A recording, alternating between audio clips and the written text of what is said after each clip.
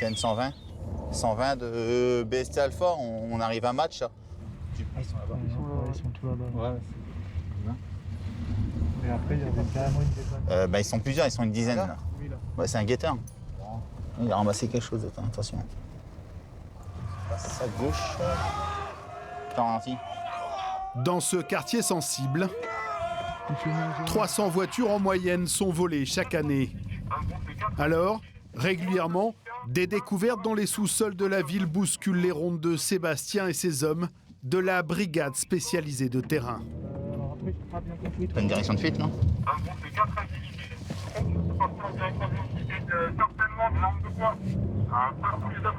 Merci, c'est bien reçu. Tiens, mets du 2 tons, s'il te plaît. Ici, on a les spécialistes du vol de véhicules. On a des petites équipes qui volent en ce moment que des Clio. C'est la voiture à la mode. La petite voiture, la petite citadine recherchée par les jeunes. C'est quoi ça? Ouais, ça s'en va. C'est dans ce parking souterrain que ça se passe. Donc voilà la trouvaille. Celui-là en cours de démontage. Une quinzaine de carcasses attendent d'être désossées dans ce garage clandestin.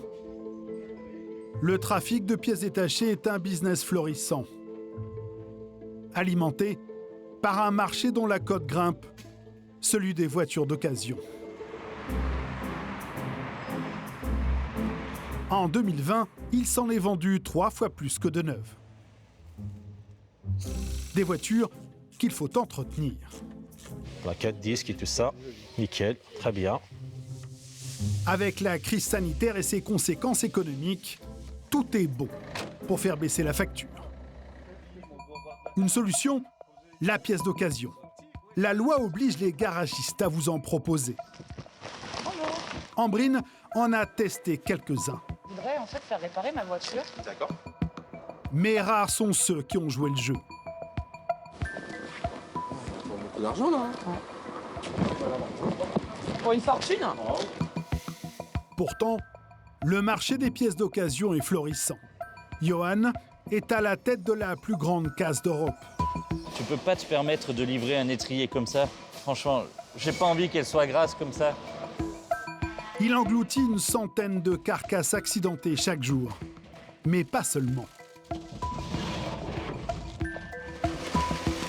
Il récupère aussi des voitures volées, saisies par les forces de l'ordre. On va aller faire un petit contrôle là. Vous vous mettez derrière le monsieur en jogging rouge. Comme cette pépite, découverte par Pierre du peloton de gendarmerie. Là j'ai un gravage de vitre à droite, j'ai pas de gravage de vitre à gauche. Ce qu'elle cache va aboutir à une opération d'envergure dans une casse sauvage. Vous regardez partout, sous les bâches et tout, s'il y a un stock de pièces. Le vol de voitures, Tali connaît bien. Cela lui a même valu 2 ans de prison.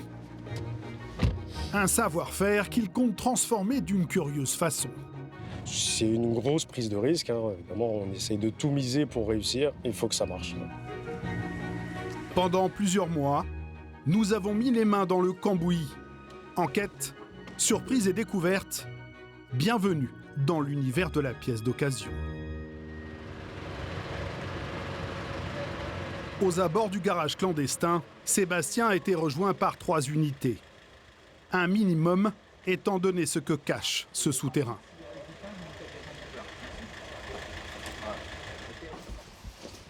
Attention de ne pas tomber. Un grand parking sans fenêtre, des portes verrouillées, l'endroit rêvé pour bricoler des voitures, à l'abri des regards. Tout était bien fait, hein. Ils avaient mis des... Pour la lumière, certainement, pour pas que ce soit vu de loin. Ouais. Ils avaient tendu des bâches entre les piliers. Entre chaque voiture. Voilà. C'est étonnant, vous avez déjà vu ça ou... Non, au même endroit concentré comme ça, non. Et ça devait bien travailler, je pense, la journée ou même la nuit. Et là, on ne pouvait pas le voir, hein. C'est fermé, c'est privé, on ne pouvait pas rentrer. Si les délinquants étaient aussi discrets, c'est parce que toutes ces voitures ont été volées. Chaque voiture, c'est la même chose. On pète le déflecteur, on passe la main, on ouvre la portière, on rentre. Donc la prise jaune que l'on voit sur le véhicule, c'est la prise par laquelle ils accèdent, ils mettent leur programmateur dessus, ils reprogramment la voiture, ils partent avec la voiture. C'est aussi simple que ça. Il y a une qui démarre encore. Mais avec quoi, t'as réussi à la mettre en route? En appuyant sur le bouton. Merci. Celle-là, elle est à l'heure, il n'y a pas de souci. Ces voitures sont désormais dans le fichier des véhicules volés et sont donc invendables. Les voleurs leur réservaient un tout autre avenir. Ils n'ont pas encore démonté les moteurs. Les revendre en pièces détachées. Il en reste une là-bas quand même. Il en reste une là-bas au fond. Là, toutes les garnitures, hein, les sièges, ailes, capot, pare-choc. Celle-là, elle est bien avancée aussi, avec le capot qui est à l'intérieur. Voilà, ça sert aux petits mécanos du coin pour faire la réparation moins chère. Ça sert aussi à refaire des voitures maquillées pour les revendre ensuite sur le marché. Chaque voiture, il y a une victime. Hein, donc, la voiture avec un A, certainement un jeune conducteur qui a dû soit faire un crédit, soit se faire offrir la voiture par ses parents, qui ont dû bosser pour l'avoir. Et voilà, elle se retrouve dépouillée, désossée. Les faces avant, pare-choc, capot, sont les pièces les plus prisées. Après un accident, ce sont souvent les premières à devoir être remplacées. C'est 120 de BST Alpha. Ouais, pour 120 parler. Donc pour info, on commence à sortir les premiers véhicules. Toutes ces voitures finiront à la casse. Ah oui. Mais encore faut-il qu'elles y arrivent.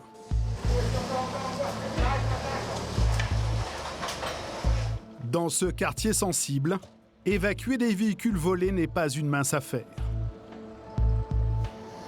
Et là, je pense que ça dérange, leur avoir pris pas mal d'argent, 10 voitures d'un coup, ça doit déranger certaines personnes. Donc on se méfie aussi qu'il n'y ait pas de cocktail Molotov qui soit jeté. Au milieu des uniformes, un civil, dépanneur. Depuis des années qu'il charge des voitures volées sur son camion, il a vu le marché noir des pièces détachées se structurer. Des petites citadines, des Clio, C3, des SK, toutes ces conneries-là. Ouais. C'est des voitures du peuple, on va dire. Du coup, il y en a beaucoup sur le marché. Bah, il manque que les mêmes pièces. Il n'y a pas photo, hein, le mec. Ça, c'est un mec qui est spécialiste dans la Clio. Il achète que des Clio et il refait que des Clio. Ouais. Tout simplement, c'est ça. Hein. Le trafic de pièces détachées gagne du terrain. Alors, Sébastien et ses hommes multiplient les opérations coup de poing. La prochaine est prévue dans quelques jours.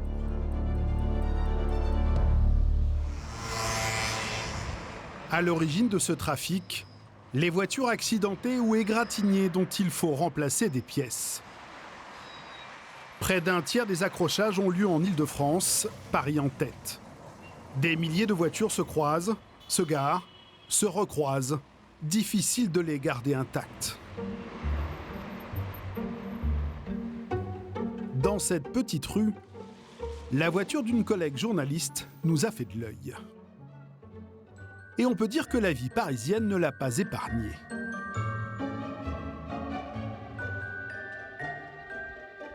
Sa propriétaire est du genre active. Sa voiture n'est qu'un moyen de transport. J'ai déjà un beau rétro. Ouais. Donc on me l'a fait dans la rue. En fait, on m'a fait clairement les deux rétroviseurs. On me l'a frotté ici. Donc ça, c'est mon phare qui a été cassé. Ça s'enlève. Hein. Je viens de m'en apercevoir là. Bon, c'est un peu frotté. Là, pareil. La petite cerise sur le gâteau, ça a été l'arrière de ma voiture qui est complètement désossée. J'avais une petite fissure à l'arrière de mon pare-choc. Ouais. Et puis un jour, je la récupère et en fait, il n'y a carrément plus du tout la tôle. Donc voilà. Il est temps de faire quelque chose. J'ai pas trop envie de mettre beaucoup vu qu'elle est vieille et qu'elle elle roule bien, hein, mais j'aimerais ne pas mettre plus de 800 €. Ambrine s'est offert cette voiture, 1 800 €. Une bonne affaire. La réparer avec du neuf risque de lui coûter le même prix. Pour un phare, comptez 250 €. 300 pour un rétroviseur. Il y en a deux. Le pare-choc, une pièce de choix, 850 € en moyenne. Total, 1 700 €. Sans la main-d'œuvre, bien sûr.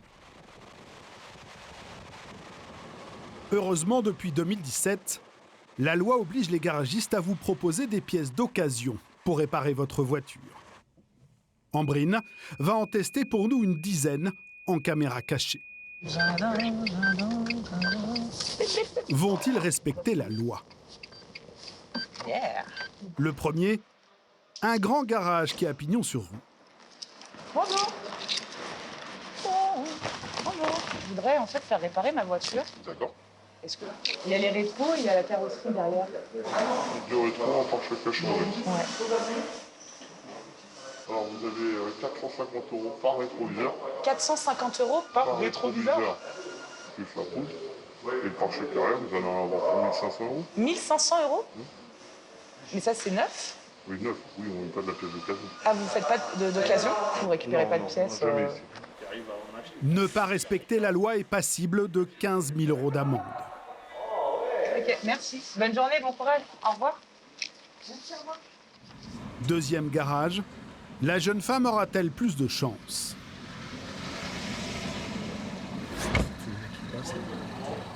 Ce serait pour faire un devis, pour réparer ma voiture, tout simplement. Beaucoup d'argent, là. Pour une fortune? C'est-à-dire? Rien que visuellement comme ça, on dit pas que c'est 1500, 2000 €. Ah ouais, ça va vite, hein. Ouais. Là, vous me proposez du neuf? Ah bah oui. Ah oui? Moi, je suis pas de pièce d'occasion, j'ai pas cette filière-là. C'était pas un truc obligé, ça? Je sais pas, mais enfin, moi, on peut me dire que je suis obligé, mais j'ai pas la filière. C'est trop de prise de tête, c'est trop de temps à passer pour rien du tout. Ce qu'il y a, c'est qu'il y a plusieurs voitures différentes, alors on commande, des fois c'est pas les bons pare-chocs, la voiture elle l'a tout démontée pendant une semaine, ça repart, ça revient, c'est... Ça c'est bon pour les grosses structures, en tout cas nos petites structures, c'est pas ça. Peut-être que c'est obligé, mais moi je le fais pas. Que la jeune femme se rassure, le professionnel a une autre solution pour faire baisser la facture. Frauder son assurance. Non, merci. Regardez aussi si vous êtes assuré brise-glace. Parce que le phare il passe dans le brise-glace, l'assurance elle vous rembourse. Vous dites parce que j'ai roulé derrière un camion, j'ai une protection de cailloux, j'ai un phare qui est un petit peu fêlé, vous dites juste ça. Ok. Et puis vous voyez. Ok. Ok. Merci, bon De courage. rien. Au revoir. Au revoir. La jeune femme continue sa tournée. Vous me conseillez quoi? Parce que moi, comme je m'y connais pas. Moi je vous conseille la pièce neuve. La pièce neuve c'est un résultat nickel, c'est du neuf. Et c'est surtout beaucoup plus rentable pour le garagiste. Son devis en occasion, 616 €. En neuf, 2068 €. Il y a des énormes écarts entre le neuf et l'occasion, et j'imagine que c'est pour ça que d'emblée, en général, ils me proposent du neuf et pas de l'occasion. Et j'ai eu le ressenti de devoir insister à chaque fois pour avoir de l'occasion et pas du neuf. Ah oui, quand même. Ouais, je trouve que quand même, il faut insister pour avoir de l'occasion. Ambrine va-t-elle finir par trouver un garagiste bienveillant? Réparer sa voiture à moindre coût, l'obsession de tout propriétaire. Certes, on connaît tous un ami ou un voisin bricoleur, mais ça reste des amateurs.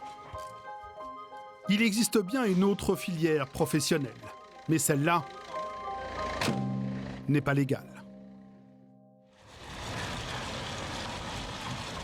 Nous recherchons un mécanicien qui travaille au noir. Il serait légion en région parisienne. Première étape. Bonjour. Acheter une pièce d'occasion dans une casse.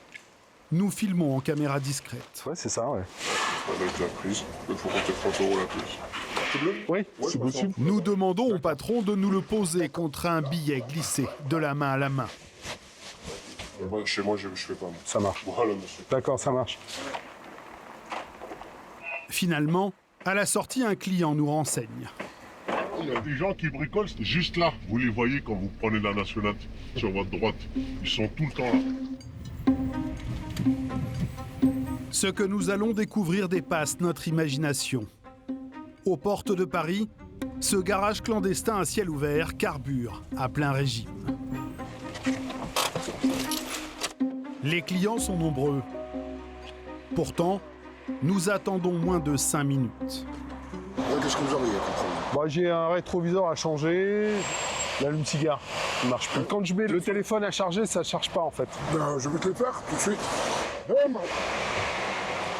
te le faire tout de suite. Ouais. Ici, c'est un peu comme un garage officiel. un chef d'atelier, un ouvrier et surtout une caisse à Vous outils. êtes électricien? Ah, Mais c'est un... Ah oui, c'est un vrai... Il y a tout ce qu'il faut là. Il y a tout ce qu'il faut. C'est bon, à l'intérieur, c'est bon. Et ici, c'est les gens qui bricolent, c'est ça? Moi, j'ai 24 ans ici. C'est vrai? 24 ans. 24 ans à bricoler là? Ouais. Mais vous êtes mécanicien vous? ou- Mécanicien. Ouais. Et pourquoi vous travaillez pas dans un garage? Non, j'aime pas les garages. Non, Ah ouais. sauf le Lali Psiga, là, 3 là. En moins de 20 minutes, C'est réparé ou pas le... Ouais, ça marche. Je peux charger le téléphone dessus? les mécaniciens réparent l'allume-cigare et changent notre rétroviseur. Golf 4. Ah ouais, c'est pas si compliqué en fait. Il sait y faire. Hein. Bon bah super le rétro. Reste à régler la main-d'œuvre.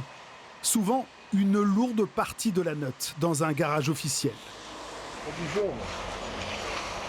va te faire dans les 30 euros. 30 euros pour ça et pour ça il y a... Les deux compris. À 50 euros? Tout. À 50 quoi. Des réparations bon marché, mais pas sans risque. Changer un rétroviseur est une chose. Quand il s'agit de freins ou d'airbag, c'en est une autre. Des voitures dangereuses, bricolées à la va-vite avec des pièces d'origine inconnue. Vous en croisez tous les jours sans le savoir. Vous pouvez même en louer.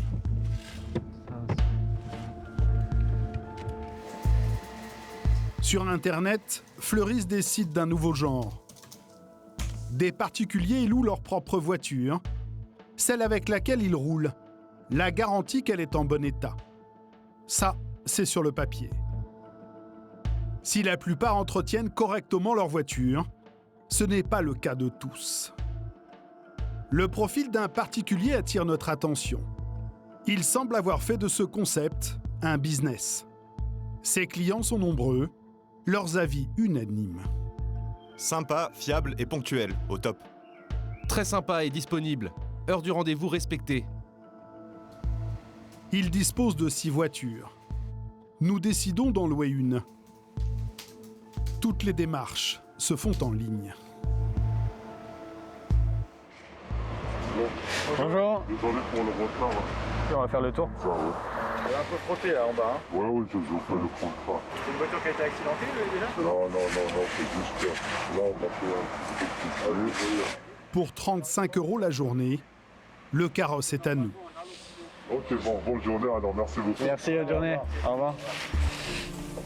Après quelques kilomètres seulement, des bruits suspects nous interpellent.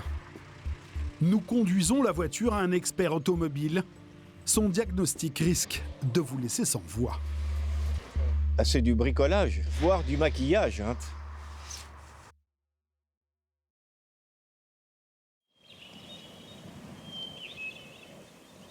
Le marché des pièces d'occasion se porte bien.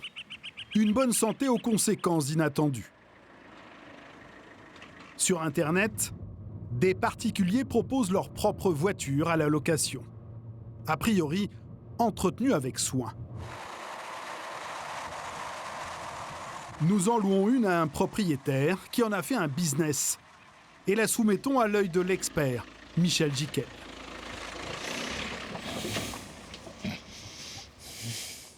Alors, déjà là, on a cet insonorisant là qui a perdu toute sa rigidité, hein, puisque normalement, vous voyez, c'est fixé dans le fond du capot. Vous voyez, on a des débris qui sont partout là. Partout, regardez autour de l'échappement là, ils sont montés en température déjà là. Hein. Donc avec un peu de corps gras, on peut générer un début d'incendie sur cette voiture. Hein. A-t-on joué de malchance? Nous décidons de louer 2 autres voitures au même propriétaire. Elles s'avèrent avoir été grossièrement bricolées. Cette aile avant a été, on a des traces de réparation. Le capot, il a été remplacé et donc on a des réglages différents. Et donc cette aile, on voit qu'elle n'est pas positionnée correctement puisqu'elle est mal ajustée avec la porte. Donc il s'est passé quelque chose dans cet environnement. Un quelque chose qui a même nui à la sécurité du véhicule. Nous sommes sur le système de freinage, l'ABS, donc on voit qu'il y a eu des bricolages là. Et donc vous voyez, il y a des traces de fuite conséquentes, donc là on a vraiment un caractère de dangerosité puisque ça peut lâcher à tout moment. Hein. Ouais, oui, elle est pourrie, oui. Clairement. C'est des réparations qui sont faites sur le bord du trottoir avec peu de compétences et donc des réparations vraiment à moindre coût. Sur la troisième voiture, cette fois c'est l'airbag conducteur qui est défectueux. Le fait que l'airbag soit coupé, fissuré, ne permet pas de garantir un fonctionnement satisfaisant en cas de déclenchement. Un organe comme cela doit être remplacé dans l'immédiat. Au moment de rendre les voitures, nous interrogeons le loueur.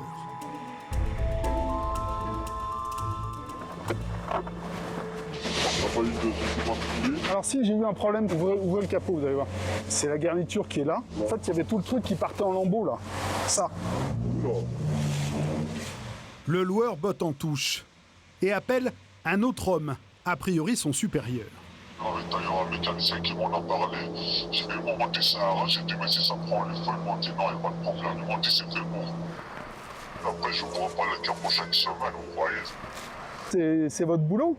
Non, c'est pas mon métier, ça c'est un plus en fait, parce que voilà, c'est pas mon métier ça. Grâce à l'expert, nous avons pu consulter l'historique des 3 voitures. Toutes ont été accidentées, certaines violemment. Impossible en revanche de savoir qui les a réparées. Probablement pas un professionnel. Pourtant, bien faire réparer sa voiture à moindre coût est possible, à condition de tomber sur le bon garagiste. Pendant plusieurs jours, Ambrine, notre collègue, en a testé une douzaine.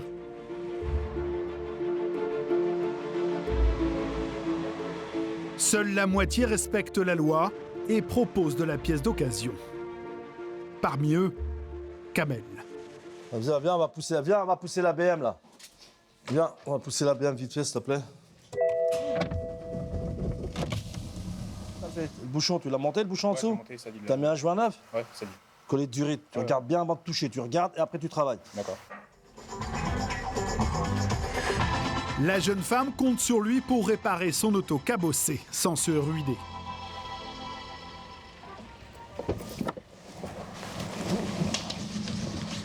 Bonjour madame, comment allez-vous? Ça va depuis? Bah ça va. Qu'est-ce qu'on fait? Elle est toujours là? Ouais. Vous avez proposé des pièces d'occasion, je crois. Oui, c'est ça. Ok. J'ai le phare avant gauche, je crois, c'est pas ça? Et il y avait le phare avant gauche, exactement. Ouais, donc ça c'est bon. Et là... Il existe 118 casses agréées en Île-de-France. Ok.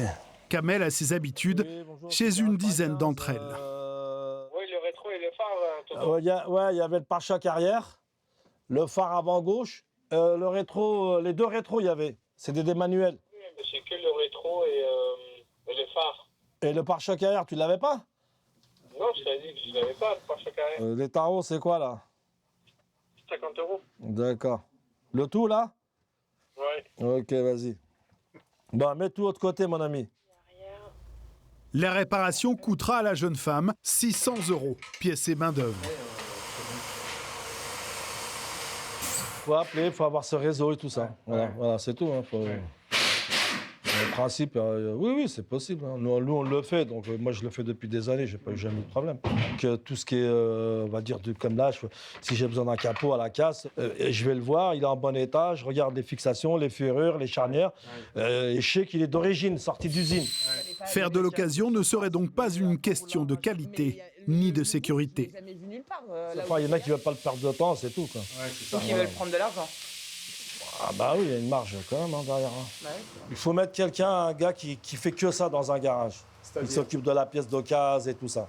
Qui gère, il a l'habitude avec les fournisseurs, les casses. On arrive à trouver 70% de pièces qu'on a besoin. Il y a pas mal de sites, hein, des casses qui sont bien placées, qui ont un site internet et tout, donc on peut travailler avec eux tranquillement, quoi.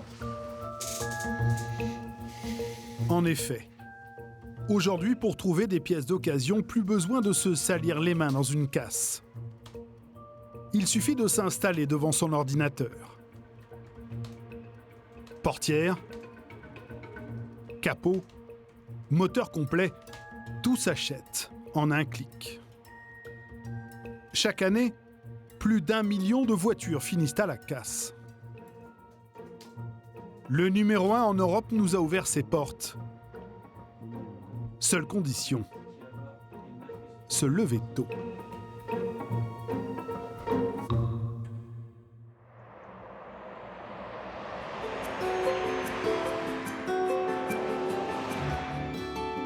Livron sur Drôme, près de Valence. C'est valide. Bah ouais, pour les deux, tu vas pas les pas hiver. Ça va, ça va les gars?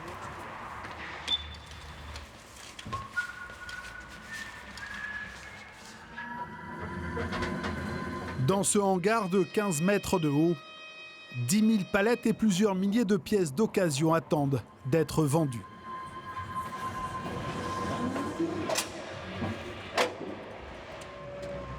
L'homme qui a tout imaginé, c'est lui. Salut Lionel, tu vas bien? Oui, ça roule. Est-ce qu'on peut faire un point juste pour vérifier que tout est en place? Johan, 38 ans. Le patron est obsédé par le rythme. Salut tous les deux. Ça va? Est-ce que vous avez besoin d'aide pour aller plus vite? C'est bon? Il faut dire que du rythme dépend tout son business. Une centaine de voitures sont démontées toutes les 24 heures.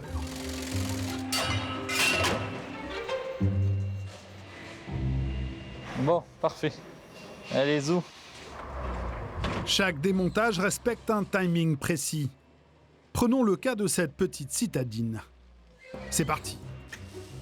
L'airbag, 20 secondes. Les 4 roues, 1 minute. Le capot, moins de 35 secondes.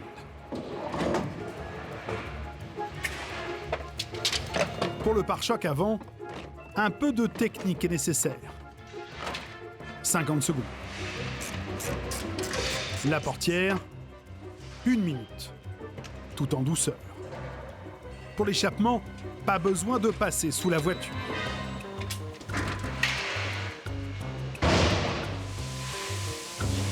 Et pour finir, le plus lourd, le bloc moteur. 1h30 plus tard, la voiture est désossée.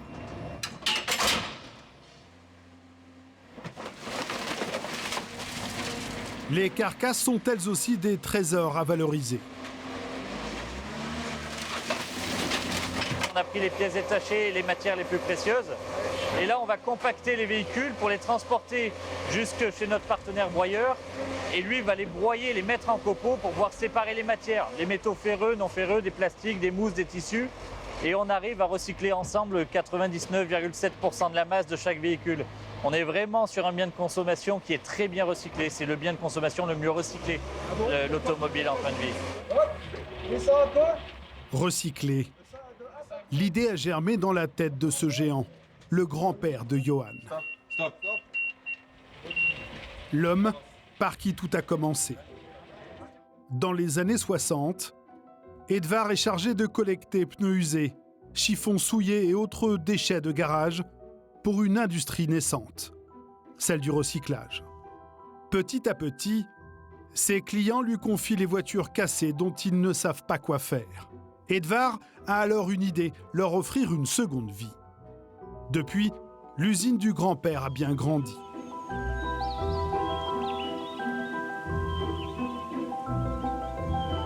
Ça va? Bonjour, c'est lui.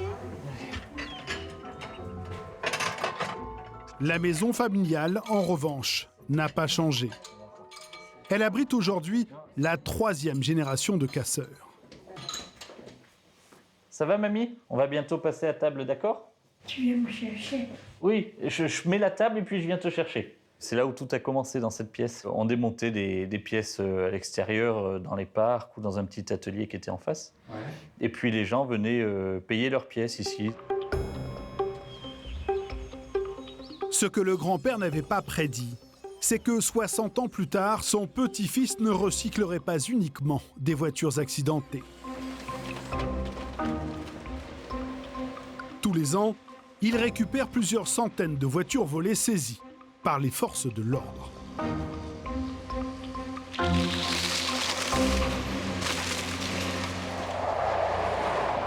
Autoroute A1, l'axe routier le plus fréquenté d'Europe. Plus d'1 million de véhicules y circulent chaque année. Dans ce flux, des voitures volées ou maquillées. Elles alimentent des trafics de pièces détachées entre la France et la Belgique.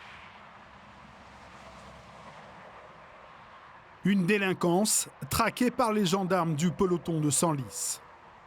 Avec ses équipes, l'ensemble des militaires rassemblement devant le bâtiment, s'il vous plaît. Pierre, lieutenant, mène régulièrement des contrôles surprises. Allez, c'est parti. Bon, bah, gilet fluo pour tout le monde. Cette fois, ils posent leur filet au péage de Bon Secours. Les forces de l'ordre collaborent avec des experts missionnés par les assurances. Johan fait parler les séries de chiffres dissimulées dans les voitures, leurs empreintes en quelque sorte. Bonjour monsieur. Vous pouvez m'ouvrir le coffre s'il vous plaît?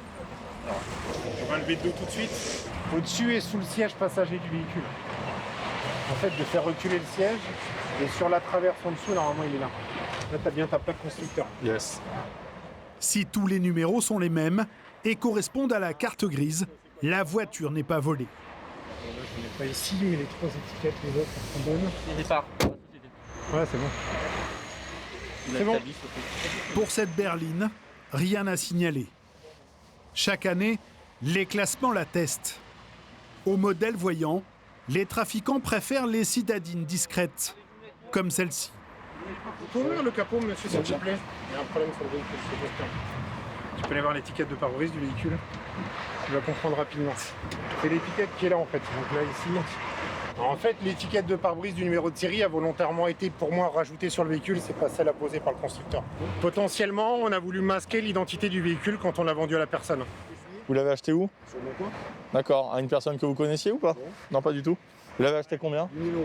8 000? Et à l'Argus, elle valait combien? 8 500. 8 500, vous l'avez acheté en dessous de l'Argus. Le jeune propriétaire roule depuis 7 mois avec cette voiture, sans jamais avoir connu le moindre problème. Il ne comprend pas ce qui lui arrive. Bah, j'étais pas prêt, quoi. Je me fais contrôler, je repars. Hein, je sais pas. Là, vous méfiez de rien sur le bon coin? Ah non, bah non, pas du tout. Hein, la voiture elle marche super bien. Ouais. Puis elle est propre et tout. Ouais. Putain, c'est chiant. Et ce n'est pas fini. Le pare-brise n'est pas le seul élément qui intrigue les gendarmes. Bah, en fait, là, j'ai un gravage de vitre à droite, j'ai pas de gravage de vitre à gauche. Ça, c'est pas normal, ça. Non, tout à fait, c'est pas normal. Bah, regardez, hein. Là, ça finit par 0638 et normalement, le numéro de série devrait finir par 1126. Et du coup, bah, il roule avec un véhicule volé maquillé, une merguez. Une merguez. Dans le jargon policier, c'est une voiture accidentée reconstituée avec des pièces volées. Sur le marché de l'occasion, lorsque la sirène des bonnes affaires retentit, mieux vaut être prudent. Vérifier les numéros de série permet d'éviter le pire. La voiture est saisie par les gendarmes.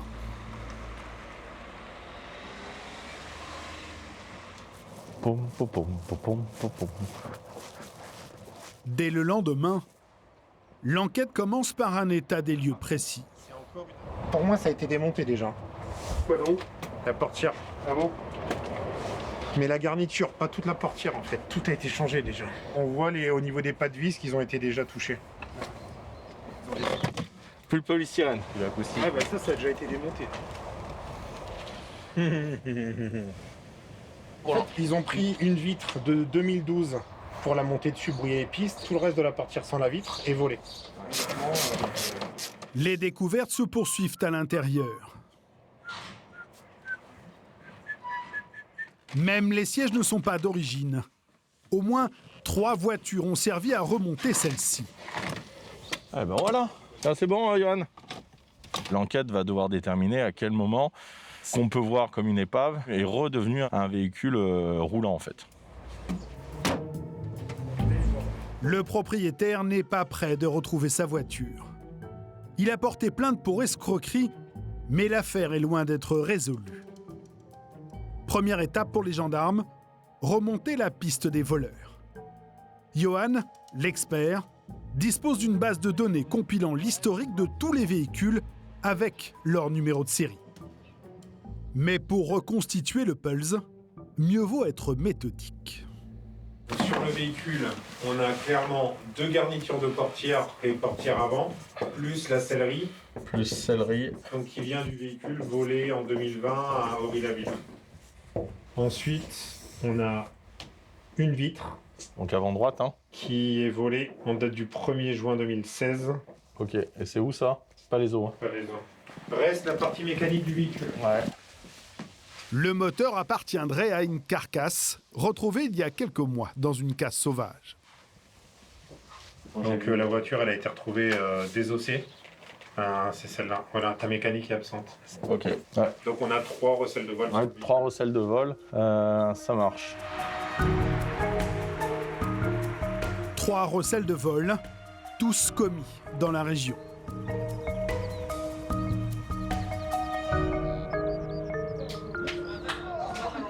Restez comme vous êtes sur place normalement. Ok. Voilà.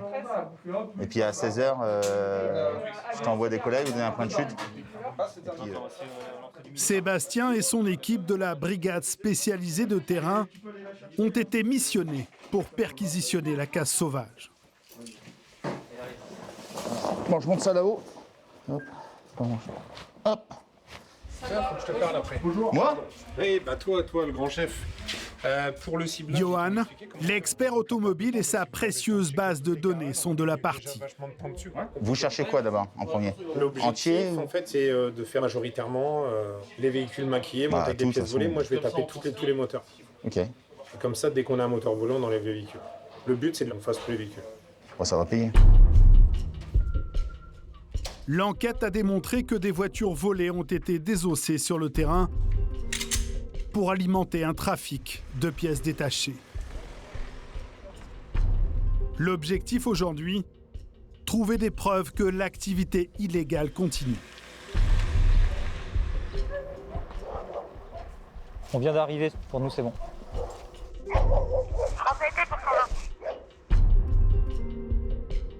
On va commencer à regarder les véhicules. Il y a quelqu'un là? Vous regardez partout? Sous les bâches et tout, s'il y a un stock de pièces? Les policiers vont trouver bien plus que ça.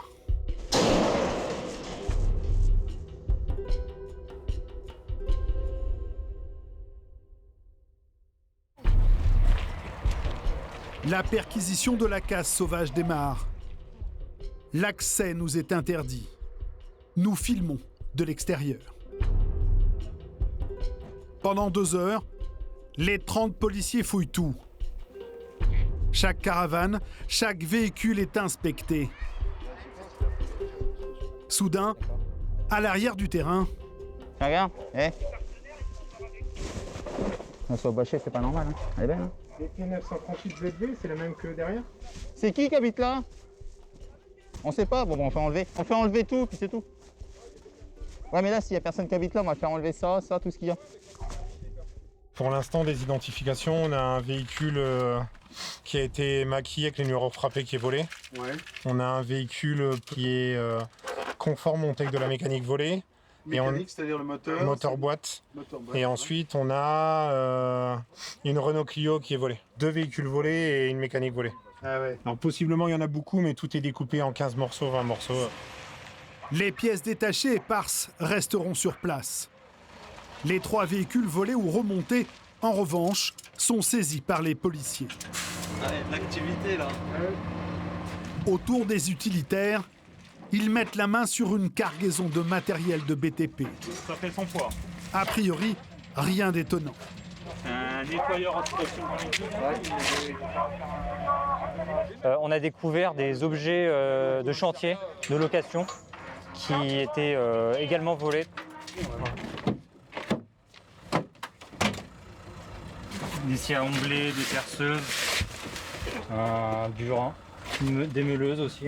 Donc là, on embarque le camion et tout le matériel volé pour le ramener au commissariat. Des scies, des meuleuses. En réalité, un kit complet permettant de faire disparaître les numéros de série sur des véhicules volés. La perquisition terminée, Sébastien nous emmène à l'arrière du terrain. Dans ce cimetière de voitures, chaque pièce ou carcasse a été soigneusement maquillée. Impossible d'en retracer le parcours. Regarde. Regarde, tu vois l'emplacement normalement où tu as le numéro de série. Tu vois la plaque qui a été, le morceau qui a été découpé là.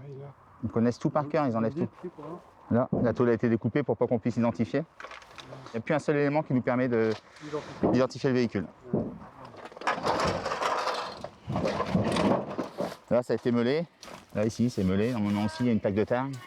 Et là, ils ont même mis des extincteurs pour pas qu'on trouve d'ADN.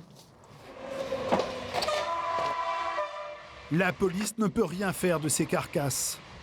Elles resteront là encore longtemps. Mais cette casse sauvage aux allures de décharge provoque des dégâts insoupçonnés. L'huile de vidange s'écoule et termine sa course dans une rivière attenante.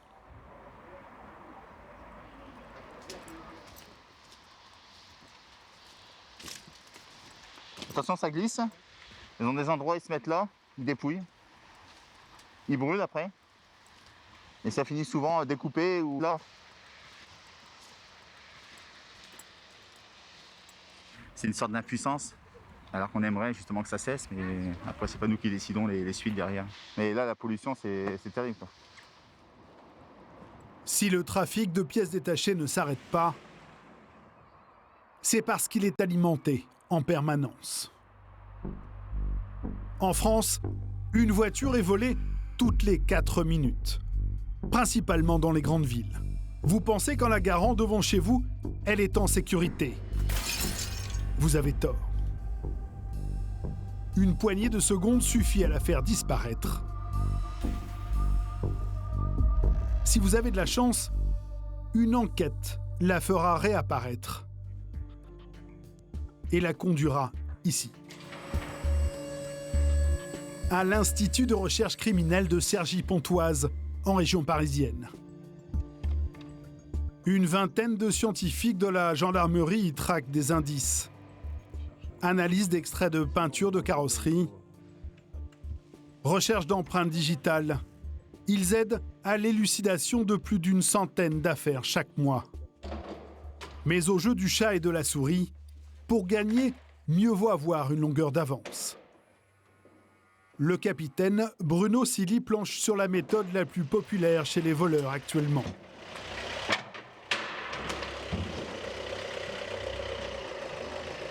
Peut-être juste pour mettre la plaque à l'avant. On la surnomme l'attaque relais. Là, c'est allumé canal 1.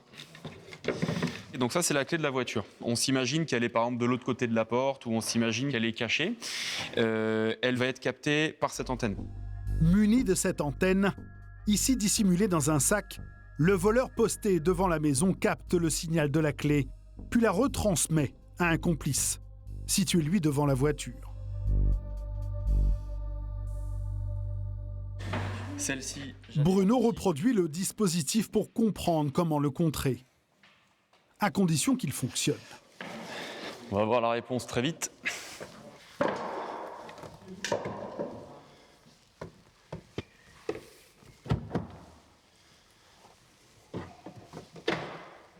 Ah. Donc là, c'est ouvert. Alors, on va refaire exactement la même manipulation pour démarrer la voiture. Donc là, on se positionne dans l'habitacle, on débraye. J'appuie sur le bouton Start and Stop et je cherche l'antenne qui capte la clé et qui permet le démarrage. C'est exactement ce que fait un cambrioleur. Ouais, alors lui, après, il connaît, il cible des modèles de véhicules. Ouais. Donc après, il apprend par cœur les positions des antennes. Ah oui. Mais elle varie dans l'habitacle. Voilà. Et la voiture démarre. Ce système a un talon d'Achille. Loin de la clé d'origine, si la voiture s'arrête ou cale, c'est la fin de la cavale. Typiquement, je m'arrête. Et ensuite, je vais me retrouver dans un véhicule comme ça où je vais rien pouvoir faire. Il va me dire clé non détectée. Présenter la clé devant la zone prévue à cet effet. Et la clé, je ne l'ai pas puisque j'ai commis le vol grâce à la clé qui était encore dans l'habitation. C'est ça. Donc je vais être bloqué. Et donc je vais avoir aucune option. Soit je simule la panne, soit la plupart du temps, ils prennent la fuite. À pied. L'arnaque est simple. Éviter d'en être victime l'est tout autant.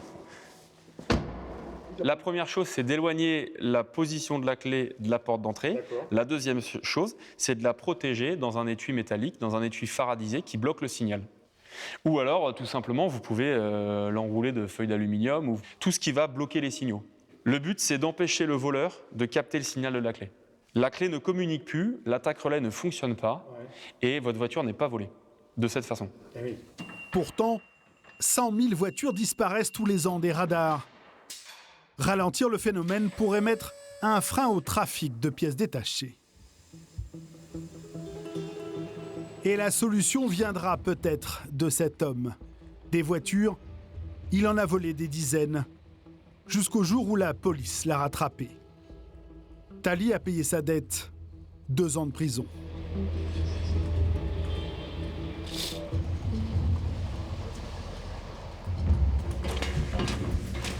Salut. Ça va? Derrière les barreaux, il a eu une idée. Transformer son passé en business. Clairement, je me suis posé la question, comment tu pourrais faire, toi, pour t'empêcher de voler une voiture? Donc petit à petit, je me suis dit, si je mets la prise comme ça, je passe quand même. Si je la mets là, je passe quand même. Et petit à petit, j'en suis arrivé à un dispositif où je me suis dit, là, ça commence à être sérieux. J'ai du mal à voler le véhicule si je fais ça. Et donc petit à petit, j'en suis arrivé à une technique qui évolue encore au jour d'aujourd'hui, mais qui est assez robuste et qui permet de stopper le vol. Il est au B2, il est là. Aujourd'hui, 3 véhicules sur 4 sont volés sans effraction, à l'aide d'un ordinateur et d'un logiciel. Avec 2 amis, Tali a inventé un antivol ciblant ce type d'attaque. Le voleur va venir se brancher avec un outil malveillant à la prise diagnostique du véhicule. Comme pourrait le faire un garagiste, en fait. Absolument. Ouais. On a accès au cerveau du véhicule et notamment au système d'anti-démarrage du véhicule. On peut interagir, le pirater et l'obliger à démarrer. Voilà donc toute l'astuce. Une fois posé, l'antivol empêche le voleur de se connecter à l'ordinateur de bord de la voiture en créant une barrière électronique. Tu me dis s'il y a un problème, moi j'ai lancé le scan. Il l'assure, son antivol est révolutionnaire. À ce stade du prototype, on peine à le croire. On ne pas qu'il grille des cartes ou... Ça c'est... important quand même, ça serait dommage. Il n'y a rien qu'à griller, ça s'est allumé. C'est bien. Dans un mois, Tali présentera son invention à une grande compagnie d'assurance. Et tout ça va se résumer dans... Niort, dans les Deux-Sèvres. C'est là, hein? Ok. Tali a prévu une démonstration plus vraie que nature de son antivol. Le rendez-vous a lieu sur le parking d'une grande surface. Salut Tali. Salut. Alors, Benjamin. Yanis, c'était déjà... Les vols de voitures coûteraient aux assurances 600 millions d'euros par an. L'enjeu pour Benjamin et Christophe est aussi de taille. Eh ben, vas-y, c'est parti. Pour montrer à ses futurs clients que ce sont des professionnels, Tali a prévu une mise en scène. Voler leur voiture.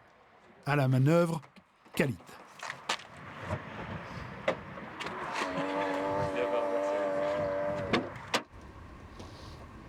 c'est assez impressionnant. C'est la clé qui était même pas paramétrée pour ma voiture, je crois. Même pas codée, il a juste tourné. Même pas 10 secondes. Deuxième étape, démarrer la voiture.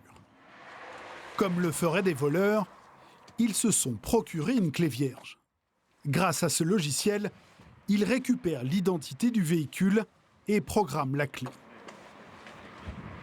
Et elle est démarrée. Voilà, je peux partir avec. C'est assez impressionnant.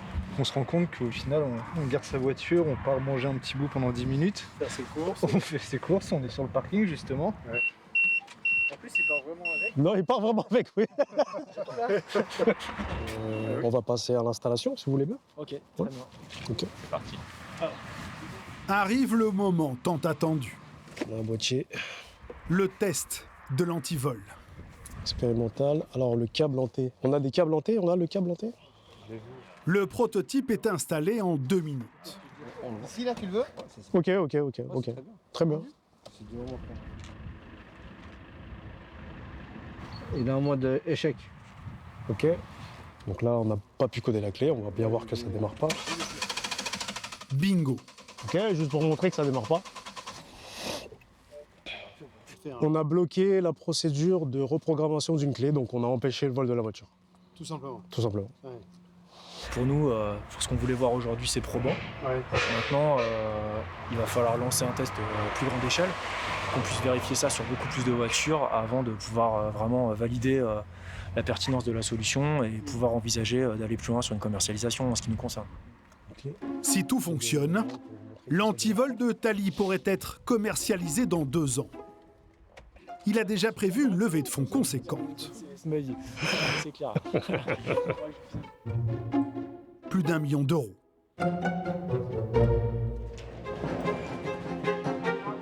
Les voitures accidentées ou volées génèrent plus de 10 millions de pièces détachées chaque année.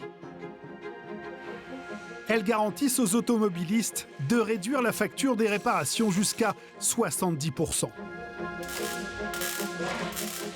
Pourtant, elles ne représentent encore que 3% des pièces remplacées.